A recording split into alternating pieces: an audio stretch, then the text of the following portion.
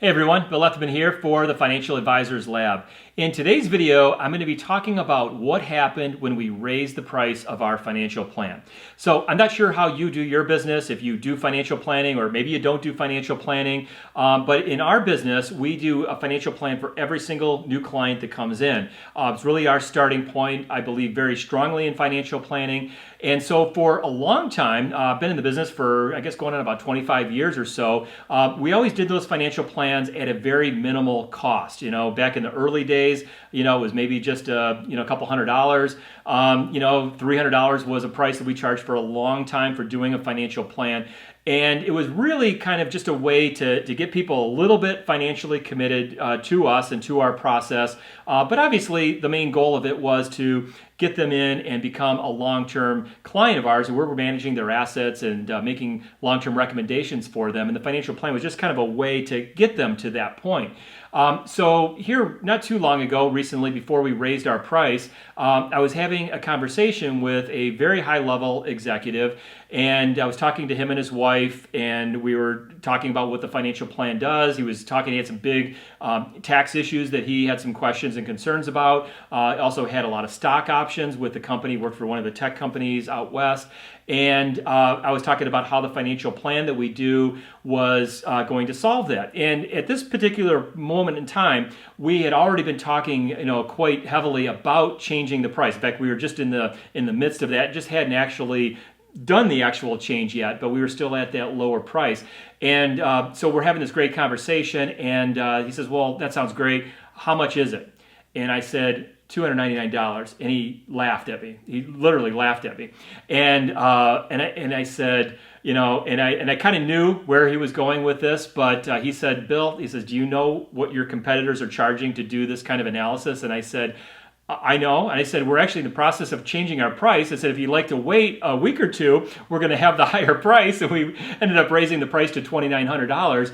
And of course, it was kind of a joke, but I said, "I understand." I said, for a long time, we worked a lot with the automotive industry, and I had a lot of clients that worked for Ford, GM, and Chrysler, and they were all very similar type of clients. They were a lot more basic in the scope that we did the financial plans. And so, for a long time, we kept that. And once our YouTube channel took off and we started getting two things. One, clients that were coming to us from all over the country, really all over the world, but also two, clients that were watching some of our videos where we're addressing some of these very high net worth tax issues and walking through solutions for that. We started attracting a much higher level of clients that had 2, 3, 4, 5, 15, 20, 25 million in some cases of total investable assets. And so, I think about, myself. If I were going in to buy a suit, I don't wear suits very often anymore. It's one of the things I, kind of hate the most about our profession sometimes, but for a long time, many, many years, I wore a suit. And so if I go in shopping for a suit, I could be looking at, the nicest suit, looking at the cut and the stitching, and I see the price, $250. I'm like, okay, what's wrong with this? Where's it made?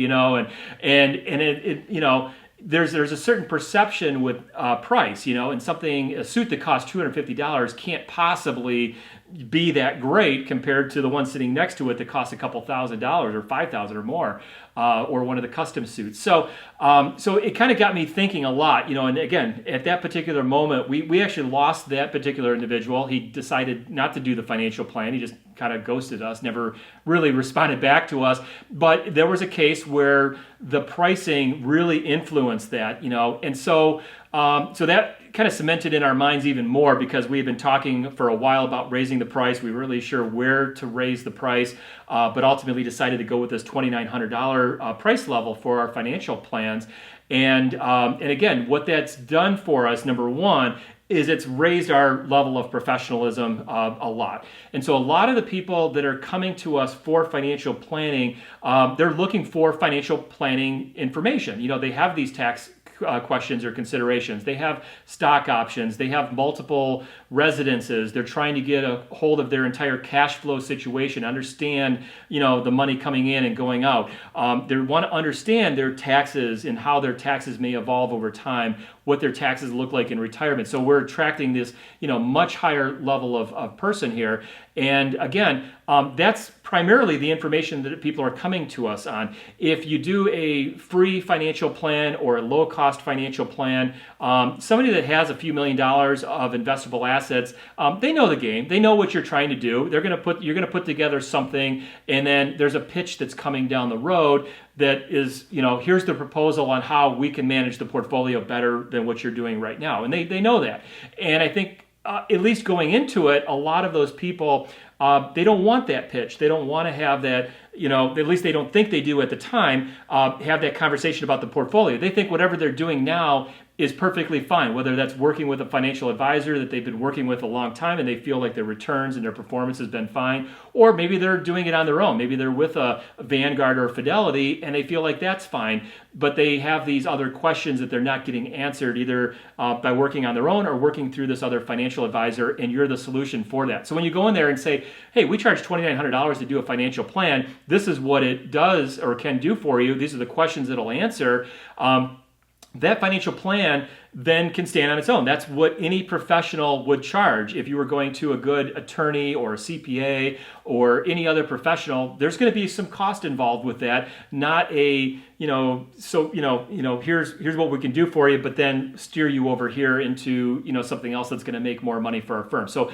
that's the way that we present that to clients. We say, hey, you know what? Whether or not you want to do business with us long-term or not, doesn't matter. I feel if you pay me $2,900 to do a financial plan, that I'm being fairly compensated for us. At the end of that process, if you feel like you want to have that conversation about how you manage a portfolio, I'd be happy to do that. We can go down that path later, but that is certainly not a requirement. And again, I feel fairly compensated for that. So again, it's raising our level of professionalism and giving them something that they know they can, hopefully take that financial plan and implement that anywhere. Our financial plan is not going to tell them what mutual funds to buy or what types of investments. It's going to be more, broad-based, looking at those tax issues and considerations and things like that. So here's a couple of other things that happened as a result of us raising the price. So first of all, people took the process a whole lot more seriously. So when we charged $299 to do a financial plan, we would oftentimes get people stuck in our process. We would have them sign up for the financial plan. In fact, we actually have a couple people that paid for a financial plan probably over a year or so ago that still haven't gotten all of their information to. We talk to them every once in a while and say, yeah, I still want to do it. But again, it was $299, and if they kind of lost that money, I guess it's no big deal to them. But if somebody's paying $2,900, even if it's somebody that's worth $5 or $10 million, they're probably going to take that pretty seriously. I mean, somebody that's got $5 million or so, didn't get there by, squandering their money, So if they're going to pay, a few $1,000s to do a financial plan, they're going to make sure that they do it. So we tend to get those fact finders that we do back much, much quicker as a result of that. And we don't get people bogged down in our process. We'd also have people, schedule a meeting. Maybe we'd have that first financial plan review, and then sometimes maybe they'd stall out on getting that second meeting. Again, at least so far, knock on wood, it hasn't really ever happened once we raised the price. So that's one thing. It also forced us to really create a lot more value. So I said, hey, you know what? If we're going to up our price by the levels that we're talking about here, charge $2,900 to do this financial plan, we need to up our game here. So we need to provide a whole lot more value. We also need to do a much better job of communicating that value up front. So I will say, one of the, kind of the give and take with that, when we charge $299 to do the financial plan, once somebody hopped on an intro call, those conversations were pretty quick. I kind of had the attitude, hey, we're going to do a financial plan. These are all the things it's going to do. The client would ask me a question, hey, will it help me do this? Will it help me do this? Yes, it'll help you do that. It'll help you do that. And then I basically said, hey, it's $299. If you want to do it, here's the link. Go buy it. And, if they did, great. And if they didn't, no big deal. I will say our closing ratio was through the roof. I mean, it was, probably 80 or 90% of the people we had those conversations with ended up buying that. Now, how many of those clients became long-term clients of ours is a different story, because we had, a lot of people that maybe didn't take that process very seriously, or maybe they were doing multiple financial plans, maybe they were do-it-yourselfers, just looking for a little bit of confirmation of some of the strategies and things that they were doing. So we did get some great clients out of that by charging a lower amount, but we had to kind of sift through, and I did a lot of financial plans on people that did not end up becoming good long-term clients. So we upped our game, so we said, okay, how are we going to be able to provide more value? So we started thinking about that. We actually extended the time period that we do the financial planning. So now as we do the financial plans, it's a 1-year engagement that people get involved with us. There's a few meetings up front. We've got a lot better with, how we communicate the recommendations to them, the walkthroughs of the websites and things like that. So there's a lot of that. But the other big thing too is we had to put more information and content out on our website to, why is this thing worth $2,900? Why is it better than the guy down the street that says he'll do a financial plan for free, or, the guy that's still doing the $299 financial plan like we used to do? What are those differences? So we had to communicate that. That was another big part of that.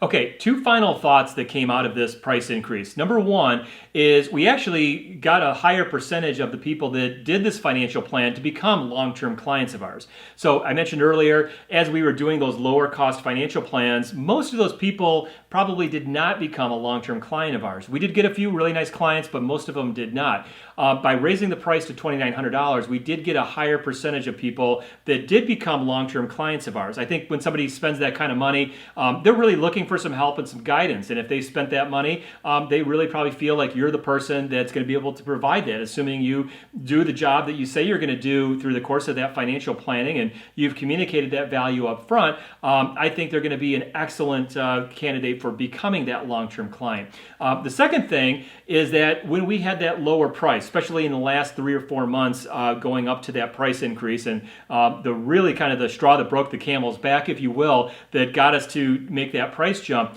was we did an absurd number of financial plans in about a 3-month period. I think it was like 40 or 50 financial plans over just a couple of months, and I was literally burning myself out. We were doing so many financial plans. I was coming home at the end of the day completely exhausted, just mentally fried, and I just said, hey, I can't just keep doing this. There's just not enough capacity in the business to continue to do these financial plans at this price. So if nothing else, we felt that raising the price was going to, initially I just thought maybe it would give us a little bit of a reprieve. And so we said, okay, at least it'll give us a break from having to do so many financial plans.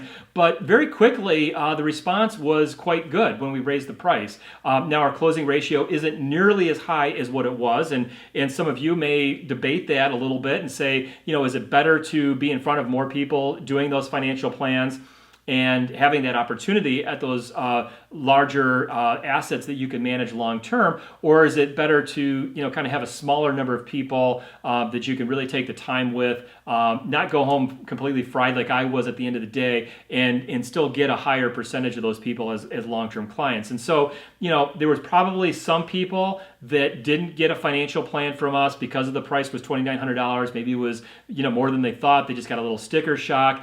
And they might have been somebody that would have paid us $299 or some other price maybe in between, and maybe become a good long-term client of ours. We probably have missed out on some of those opportunities, but I feel like right now we have a good balance. And my goal may be different than your goal with the way that I run my business, but I really just want to stay small relatively. I don't want to have a staff of 15 people, where I've got to keep track of multiple assistants and multiple advisors and things like that. Some of you, maybe that's your business model, but for me, I just want to go in, I want to do great work, I want to work with a select group of clients, and we felt that this was a pretty good move to raise that price. So anyway, if you're thinking about pricing, one thing I would say for sure is don't be scared about charging a high price. In fact, I actually talked to a prospect today, and he was shopping around to a couple of other advisors, and one advisor out there said they was going to charge $12,500 to do a financial plan. I don't know what that is, but hey, there's people out there doing it, and I know that guy's probably not the only one, or girl's not the only one. There are people out there charging a lot of money. So $2,900 is probably a little bit above what the Financial Planning Association says is the national average, but I don't think it's crazy, you know, and I think if you're providing that value, then I think it's totally worth it, and it's a way to kind of work with a better group of individuals. So anyway, hope you liked the video, and remember to hit that subscribe button and stick around, and we'll get some great things coming, and we'll see you back in one of our next videos. Thanks.